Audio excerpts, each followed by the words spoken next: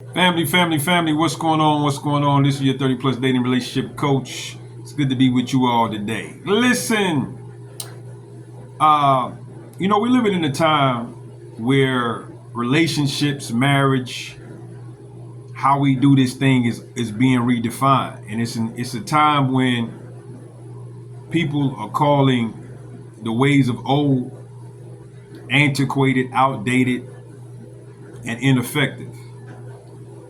But what it's really going to take, it's going to take really, honestly, I feel like our age group, those 70s babies, you know what I'm saying, 75, 76, 72, and all of us to really bring back and make aware the foundational things that need to take place in order to make dating better, to make relationships better, and last longer. Now, some people would say, well, the relationships and stuff back in those days didn't work, or they weren't perfect. Of course, they weren't perfect.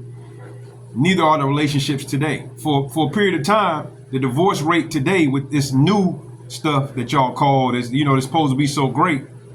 50% of people ends up in divorce. Now, I think it's changed a little bit now, but 50% of people that got married the last couple of years or so, marriages ended up in divorce.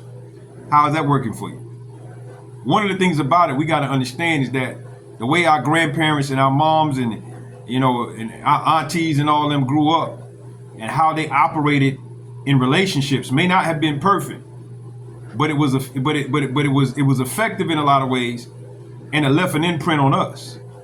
And for my older generation, it's really going to take us to be able to reestablish and reintroduce to this newer generation how things from our era can actually be used today to be effective in the relationships that they want to have. Now, I'm not saying that everything that they have today is wrong. I'm not saying that.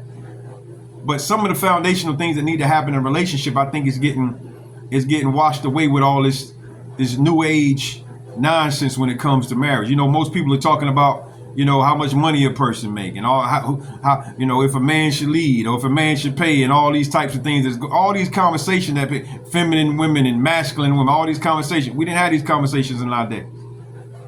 We didn't talk about that stuff in our day. It wasn't even necessary. It didn't even need to come up. Now, I know you guys are going to say a lot of stuff.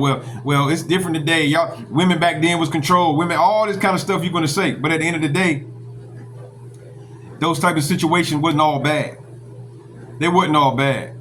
Was it some changes that need to be happening? Yeah. But I think what we need to do, we need to integrate both of those things. We don't need to neglect one totally for the other one. We need to be able to integrate the good from each thing and bring them together and make them work, because there are some things good that is happening today that are good, right? So for my age group, it's really we cannot start following this younger generation, right? At the end of the day, the younger generation still have to learn from us. Too many times I see grown men, grown women, we falling down behind rappers. These rappers are old enough to be our kids. Some of them in their 20s. We falling down behind celebrities and bloggers and social media influencers, and these are they old enough to be our kids.